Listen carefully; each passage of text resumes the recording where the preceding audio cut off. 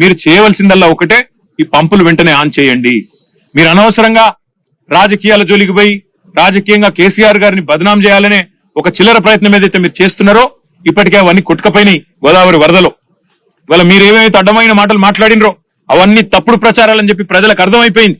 అందుకే మేము అనేది, మీరు చేస్తారా పంప్ హౌస్ చాలు చేస్తారా చెయ్యరా తేల్చి చెప్పండి. మీకు అసెంబ్లీ సమావేశాలు ముగిసేదాకా ఈ ప్రభుత్వానికి మేము గడువు ఇస్తున్నాం. ఆగస్టు 2కు అసెంబ్లీ సమావేశాలు ముగుస్తా ఉన్నాయి. అప్పటిదాకా ఈ ప్రభుత్వానికి, ఎందుకంటే మేము కూడా అందరం హౌస్ లో నిలదీస్తాం, రైతుల పక్షాన ప్రభుత్వాన్ని అడుగుతాం, ఎందుకు చాలు చేస్తలేరు మీరు, అవసరమైతే ప్రత్యేక చర్చ పెట్టండి. లక్షలాది ఎకరాలకు సంబంధించిన ఎకరాలకు ఆయకట్టు నీళ్ళిచ్చే ప్రాజెక్ట్ ఇది. అట్లాంటి ప్రాజెక్టును మీరు ఎందుకు ఈ రకంగా రాజకీయ కక్షతో ఎండబెడుతున్నారు, రైతులను ఎందుకు ఇబ్బంది పెడుతున్నారు, ప్రజలను ఎందుకు హింసిస్తున్నారని తప్పకుండా అసెంబ్లీలో నిలదీస్తాం. ఆగస్టు 2 దాకా వేచి చూస్తాం.